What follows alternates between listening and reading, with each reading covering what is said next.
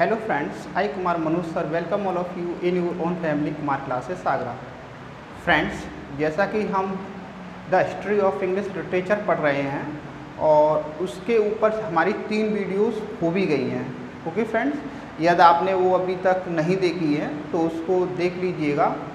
ये competitive exam के point of view से वेरी इम्पोर्टेंट हैं और आज उससे आगे वाला पढ़ेंगे. जो हिस्ट्री ऑफ इंग्लिश लिटरेचर चल रहा है उसकी आगे वाली जो एज है द रेनेसा के बारे में हमने जानकारी की इससे पहली वाली वीडियो में. अब जो रेनेसा के अंडर जो एजेस हैं उनके बारे में हम स्टडी करेंगे फ्रेंड्स.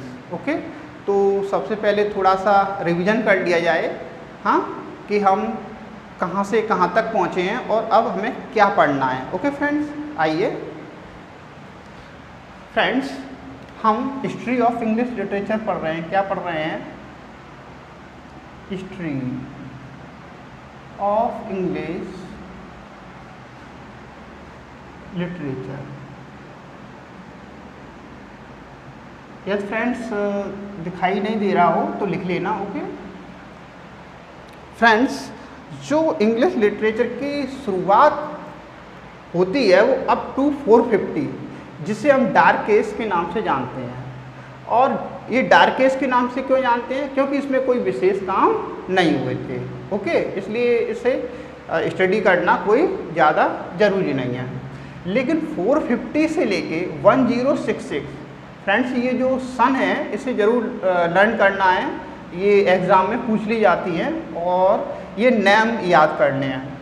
450 से लेके 1066 हाँ 1066 तक के पीरियड को क्या कहते हैं? Old English period. इसे क्या कहते हैं friends? Old English period.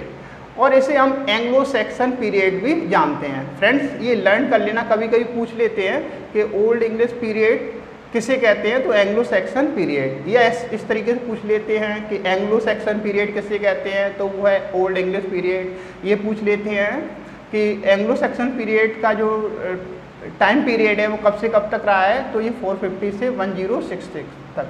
Friends, जो भी यहाँ पर सन मेंशन की गई हैं वो कोशिश की गई है कि वो सही से सही हो. ओके फ्रेंड, फिर भी एग्ज़ाम में कभी कभी थोड़ा ऊपर नीचे हो सकता है सन में.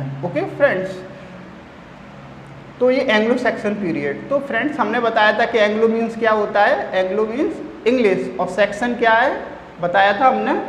यदि आपको नहीं पता है, यदि आपने अभी नहीं जाना है तो पहली वाली जो वीडियोस है history of English literature part first part second, तो उनको देख लीजिए, समझ में आ जाएगा. तो एंग्लो मीन्स इंग्लिश होता है. सेक्शन, जो सैक्सोनी नामक स्थान पर जो लोग रहते थे उनको सेक्शन कहा जाता था. और फ्रेंड्स, ये सेक्शन कहाँ पर, जो सैक्सोनी जगह कहाँ पर थी? ये थी जर्मनी में. कहाँ पर थी? जर्मनी में फ्रेंड्स. ओके, अब 1066, तो 1066 से लेके 1500 तक या 1500 तक के टाइम को क्या कहा जाता है? Middle English period. इसे किस नाम से जानते हैं? Middle English period. और फ्रेंड्स, इसे एंग्लो नॉर्मन पीरियड के नाम से भी जानते हैं. फ्रेंड्स, एंग्लो तो अभी अभी हमने जाना कि एंग्लो मीन्स होता है इंग्लिश, और नॉर्मन एक प्लेस था उस टाइम पर, नॉर्मंडी. कौन सा प्लेस था? नॉर्मंडी, जो फ्रांस में था. कहाँ पर था? फ्रांस में. वहाँ पर रहने वाले लोगों को नॉर्मन कहा जाता था. ओके फ्रेंड्स, 1066, तो इसके अंडर में जो एज हैं उसे देखते हैं फ्रेंड्स. 1066 किसके अंडर में? मिडिल इंग्लिश पीरियड या एंग्लो नॉर्मन पीरियड के अंडर में ये एजेस हैं. ओके, ये 1 2 3 हाँ. तो 1066 से लेकर 1340 मतलब 1066 से लेकर 1340 के टाइम को कहते हैं अर्ली मिडिल इंग्लिश पीरियड. इसे क्या कहेंगे? Early middle English period. Friends, ये नेम जरूर याद करना है. ओके फ्रेंड्स, उसके बाद 1340 से लेके 1400 तक के टाइम को क्या कहते हैं? एज ऑफ चौसर. 1340 से लेकर 4000 तक के टाइम पीरियड को क्या कहेंगे? Age of Chaucer. फ्रेंड्स, ये age of Chaucer most important है, हमने उसमें डिस्कस किया था। और इस एज के जो हेड हैं वो चौसर हैं, जॉफ्री चौसर। ओके फ्रेंड्स, और हमने ये भी जाना है कि जॉफ्री चौसर को कई नामों से, कई निक नामों से जाना जाता है, उन्हें कई उपाधियाँ दी गई, जैसे कि फादर ऑफ इंग्लिश पोइट्री, हाँ, grand father of English novels, हाँ, और father of renaissance, father of renaissance, ऐसे कई उन्हें नामों की उपाधि दी गई। फ्रेंड्स, वो 1400 से लेकर 1400 से लेकर 1500 इसे कहते हैं लेट मिडिल एज या बैरन एज। इसे बैरन एज क्यों कहते हैं? क्योंकि इसमें कोई खास काम नहीं हुआ। ओके, बिल्कुल उदासी छा गई थी फ्रेंड्स इसमें। और 1500 से लेकर 1660 तक के टाइम पीरियड को क्या कहते हैं? The renaissance.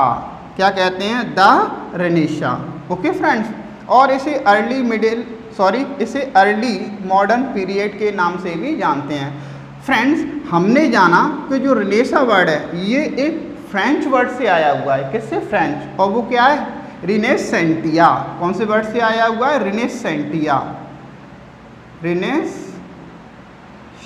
वर्ड से आया हुआ है। और हमने ये जाना कि रिनेसेंटिया का जो मीन्स है वो क्या था? रीबर्थ। क्या था? याद आया कुछ? रीबर्थ या रिवाइव। हाँ, रिवाइव। अब रीबर्थ या रिवाइव किस चीज़ का था? रीबर्थ या रिवाइव फ्रेंड्स, हाँ, वो था ग्रीक और रोमन के सिविलाइजेशन एंड कल्चर का। ओके फ्रेंड्स, ये इम्पोर्टेंट है, इसको लर्न करके रखना है। इसका क्वेश्चंस पूछ लिया जाता है इससे कि रीबर्थ क्या है। ओके, या रिनेसेंटिया का मीन्स क्या है फ्रेंच लैंग्वेज में, तो वो होता है रीबर्थ या रिवाइव।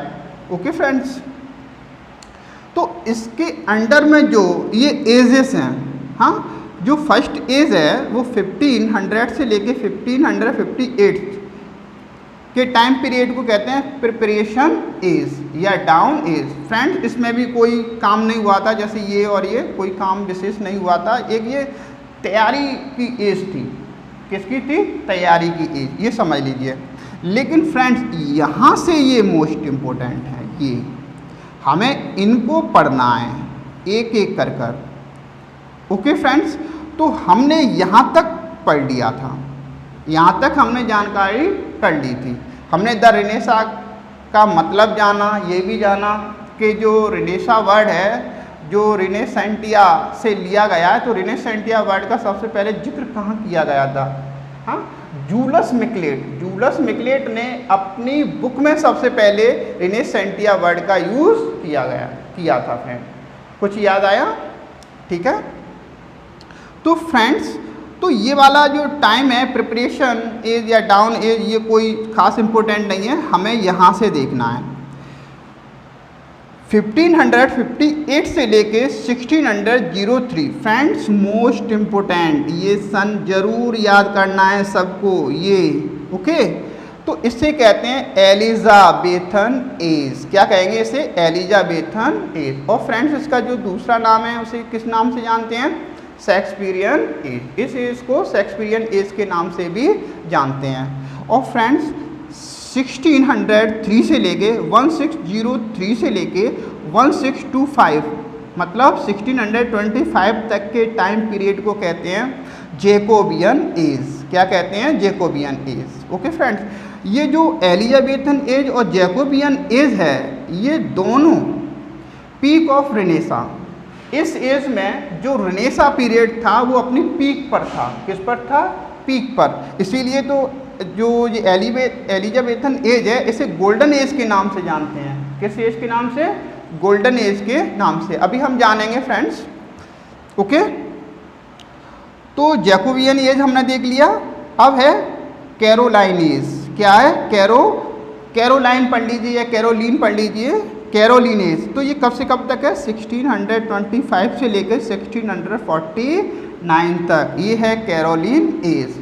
फ्रेंड्स, कैरोलिन एज से रिनेसा पीरियड का डेक्लाइन स्टार्ट हो गया, फॉल स्टार्ट हो गया। यहाँ से इस एज का रेनेसां का पतन स्टार्ट हो गया। ये हाईएस्ट था एलिजाबेथन, हाँ, और जैकोबियन। और पतन कहाँ से स्टार्ट हुआ है रेनेसां का? तो वो हुआ है फ्रेंड्स कैरोलिन एज से।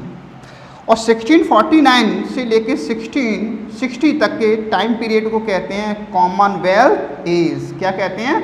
Commonwealth age. और फ्रेंड्स इसको प्यूरिटन एज के नाम से भी जानते हैं। क्या कहते हैं? Puritan age. इसे प्यूरिटन एज के नाम से भी जानते हैं फ्रेंड्स। तो आइए हम देखते हैं 1558 से लेके 1603 एलिजाबेथन एज के बारे में हम स्टडी करेंगे। ओके, तो फ्रेंड्स एलिजाबेथन एज, इसे हम और क्या कहते हैं? Shakespearean age. Okay friends, Shakespearean age क्यों कहते हैं, कैसे कहते हैं, अभी जानेंगे। सबसे पहले तो ये जानें कि इस एज का एलिजाबेथन नाम क्यों पड़ा। ओके, क्योंकि फ्रेंड्स जो ये टाइम पीरियड था 1558 से लेके 1558 से लेके 1603 तक के, इस वक्त एलिजाबेथ फर्स्ट का शासन था। इंग्लैंड पर किसका शासन था? एलिजाबेथ फर्स्ट का। ओके, तो उन्हीं के नाम पर इस एज का नाम स्कॉलर्स ने कर दिया एलिजाबेथन एज। बात समझ में आई? और फ्रेंड्स ये देखिए यहाँ से late 16th century and early 17th century. 1603 century के बारे में तो आप जानते ही हैं फ्रेंड्स, हाँ, सेंचुरी 100 का होता है। तो ये जो एलिजाबेथन एज जो रहा वो कब से कब तक का रहा? Late 16th and early 17th century. कुछ समझ में आया फ्रेंड्स? तो इसे याद रखना है। ओके, अब इस एलिजाबेथन एज के कैरेक्टरिस्टिक्स क्या हैं फ्रेंड्स? थोड़ा शेक्सपियरियन एज क्यों कहते हैं, तो इसके बारे में भी थोड़ी जानकारी कर लें। क्योंकि फ्रेंड्स जो शेक्सपियर थे उनका जो बर्थ हुआ था वो कब हुआ था फ्रेंड्स? 23 अप्रैल। कब हुआ था? 23 अप्रैल और 1564। और इनका जो ये तो बर्थ है और इनका जो डेथ है वो कब है? 23 अप्रैल 1660। कितना है? 1660। ओके, तो इनका ये यहाँ बर्थ है, यहाँ पर इनका डेथ है। तो इन्होंने इस टाइम पीरियड में एलिजाबेथन एज में इनके कई ग्रेट वर्क आए। ओके, इसलिए इस एज का शेक्सपियरियन एज नाम पड़ गया। वो हम जानेंगे कौन कौन से ग्रेट वर्क आए, कैसे आए फ्रेंड्स। ओके फ्रेंड्स, चलो पहले इसकी कैरेक्टरिस्टिक्स देखते हैं। कैरेक्टरिस्टिक्स ऑफ दिस एज, इस एज की जो विशेषताएं वो क्या हैं फ्रेंड्स? पहला, ये इसको भी लर्न कर लेना है, ये विगोरस इंटेलेक्चुअल थिंकिंग। फ्रेंड्स बहुत जोरदार ऊंची इसमें थिंकिंग थी। ओके, इंटेलेक्चुअल थिंकिंग थी, ऊंचे विचार थे, जोरदार विचार जो राइटर्स थे, जो ऑथर थे, उनके दिमाग में आए और उन्होंने बहुत बड़ी बड़ी रचनाएं की। Okay friends, age of adventure and discovery, यह एज जो थी वो एडवेंचर और डिस्कवरी की थी। हाँ, नई नई खोजें हुई थी इस एज में। Okay, new ideas and experiences came, जो ऑथर्स थे, जो लोग थे, उनके माइंड में नए नए आइडियाज़ आए। ओके, नए नए एक्सपीरियंस आए। ओके फ्रेंड्स ये इम्पोर्टेंट है, इसे याद करना है, वेरी इंपॉर्टेंट ये वाला पॉइंट। 30 इयर्स वॉर, तो वो कब से कब तक रहा? 30 इयर्स वॉर देखो 1618 से 1648 became and 5 to 8 million people were killed in this war। इस वॉर में लगभग 5 से 8 मिलियन लोग मारे गए। ओके फ्रेंड्स, तो ये सन लर्न कर लेना है। ओके, 1618 से लेके 1648 8 तक के टाइम पीरियड को। ओके फ्रेंड्स, आगे का देखते हैं फ्रेंड्स। ये तो मोस्ट इम्पोर्टेंट है, ये तो कोई शायद ऐसा ईयर जाता है जिसमें ये क्वेश्चंस ना पूछा जाए, तो इसे लर्न कर लेना है।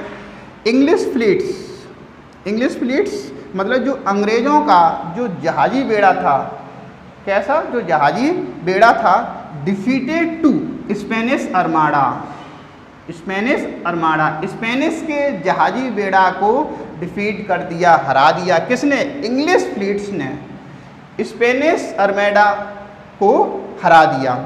ओके फ्रेंड्स, डिफीट कर दिया इन 1588, 1588, हाँ 1588 में, ये याद करना है।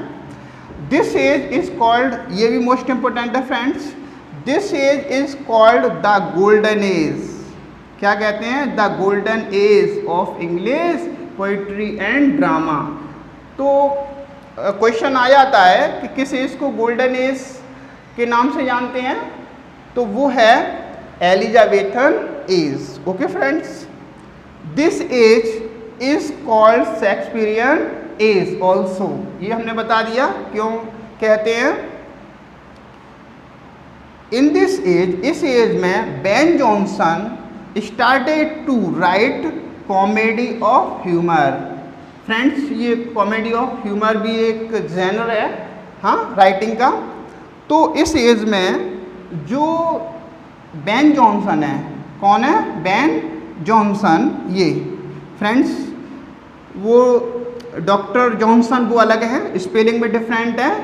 ओके, और ये अलग हैं, यहाँ पर JONSON है फ्रेंड्स, ये याद रखना है। वो जॉनसन है। ओके, JOH वाला, हाँ तो जॉनसन, तो Jonson started to write comedy of humour.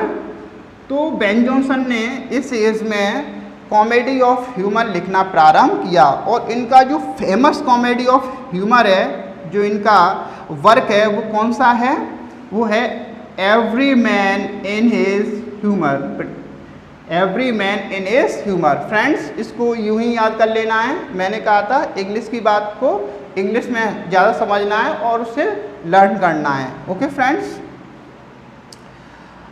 ये भी पॉइंट मोस्ट इम्पोर्टेंट है। Ben Jonson said, Ben Jonson ने विलियम शेक्सपियर के बारे में कहा। क्या कहा? देखिए फ्रेंड्स, शेक्सपियर न्यू, शेक्सपियर तो जानते थे क्या? Little Latin, little Latin less Greek, little Latin less Greek. इसे इसी तरीके से लर्न करना है फ्रेंड्स। ओके, ये किसका कमेंट है? ये है बेन जॉनसन का। किस पर है? शेक्सपियर के ऊपर। Okay friends, prominent figures of this age, इस एज के जो महत्वपूर्ण जो ऑथर्स हैं वो कौन कौन से हैं फ्रेंड्स? ये लर्न करना है ऑथरों को। ओके फ्रेंड्स, क्योंकि पूछ लेते हैं कि ये ऑथर किस एज से बिलोंग है। ओके, तो इसके जो मोस्ट इम्पोर्टेंट ऑथर हैं फ्रेंड्स, वो तो तुम जानते ही हो, विलियम शेक्सपियर, और कौन है? Ben Jonson. कौन है? Ben Jonson. ओके, और बेकन। फ्रेंड्स, बेकन के नाम पढ़कर कुछ याद आया? हाँ, फादर ऑफ इंग्लिश ऐसे। और सर, और देखिए, और ये यूनिवर्सिटी विट्स, यूनिवर्सिटी विट्स के बारे में हमने बता दिया है। यह 7 ऑथर्स का एक ग्रुप था। कितने ऑथर्स का? 7 ऑथर्स का ग्रुप। ओके फ्रेंड्स, जो रिनेसा वाली वीडियो है ना, लेक्चर है, उसमें हमने बता दिया है, उसको देखना है, जब याद आ जाएगा। और ये मोस्ट इम्पोर्टेंट है, यूनिवर्सिटी विट्स। ओके, इसमें से एक क्वेश्चन आता है, इस तरीके से आ जाता है कि यह है जो ऑथर है वो किस यूनिवर्सिटी से ग्रेजुएट है। Okay, sir Philip Sidney, sir Philip Sidney etcetera. तो इस एज में ये प्रोमिनेंट फिगर रहे, इम्पोर्टेंट ऑथर्स आए। ओके फ्रेंड्स, आज का लेक्चर कैसा लगा? अच्छा लगा ना? यदि अच्छा लगा हो तो वीडियो को लाइक ज़रूर करें और अपने फ्रेंड्स और रिलेटिव्स में शेयर करें। जो भी इंग्लिश सब्जेक्ट से यूपी टीजीटी और पीजीटी की प्रिपरेशन कर रहे हैं, और यदि अभी तक आपने चैनल को सब्सक्राइब नहीं किया है तो इसे सब्सक्राइब ज़रूर कर लें। क्योंकि जैसे ही हम कोई लेक्चर अपने चैनल पर अपलोड करेंगे वैसे ही आप पर उसका नोटिफिकेशन पहुंच जाएं और उस लेक्चर का आप ज़्यादा से ज़्यादा बेनिफिट ले सकें। Okay friends, thank you very much.